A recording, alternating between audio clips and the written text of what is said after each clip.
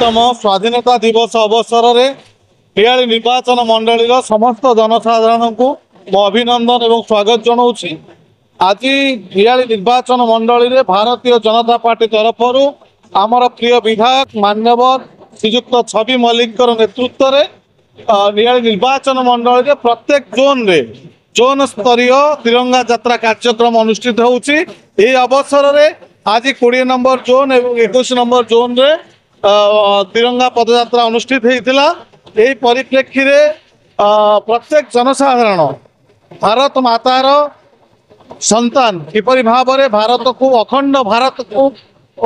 भारत को किपरि भाव में आगे नेबे एवं भारतर ऐतिह्य संस्कृति परंपरा एवं जो भाईचारार संपर्क अच्छी भातृभाव को बढ़ाई जो भाव में भारतीय जनता पार्टी तरफ तिरंगा यात्रा करा जायतिला ताकू आमे समस्ते मिलमिशि सहयोग करिछु एवं समस्ते मिलमिशि आनंद उल्लासर सहित पालन करुछु। आगामी दिन में ये अखंड भारत में जाति धर्म वर्ण निर्विशेष आमे समस्ते भारतीय आम भारतर जस रखापी टेक रखापी एवं तिरंगा पताकार सम्मान रखापी आम समस्ते एकत्रित होगा एवं अगस्ट 15 अवसर में प्रत्येक परिवार रे समस्ते गोटे लेखा तिरंगा पताका लगेवाई मान्यवर विधायक समस्त को निवेदन करिसेंती। आम आशा करुचु ए अखंड भारत को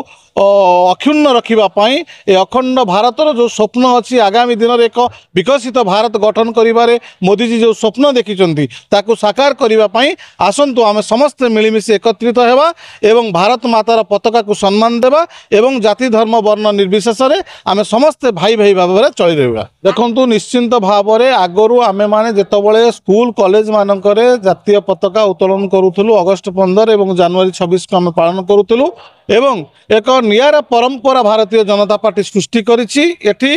आबाल वृद्धा वनिता समस्ते एठी जाति धर्म वर्ण निर्विशेष एवं बयसर कौन तारतम्य न रखी प्रत्येक जनसाधारण को स्वाधीनता दिवस रे आनंद उल्लासर सहित पालन करने जो ऐतिहासिक परंपरा सृष्टि करिछि भारतीय जनता पार्टी। तेणु भारतीय जनता पार्टी समस्त कर्मकर्ता एवं आमर प्रिय विधायक मान्यवर विधायकों जो नेतृत्व में आज सारा नियाली निर्वाचन मंडल में प्रत्येक जोन स्तर में अनुष्ठित होउछि पताका यात्रा पदयात्रा। तेणु मो मान्यवर विधायक को साधुवाद जनाऊँगी एवं से जो स्वप्न देखिचंती नियाली को एक विकसित नियाली परिणत करने समस्त सहयोग एवं सहयोग निश्चिंत रूपे कामना करुछि।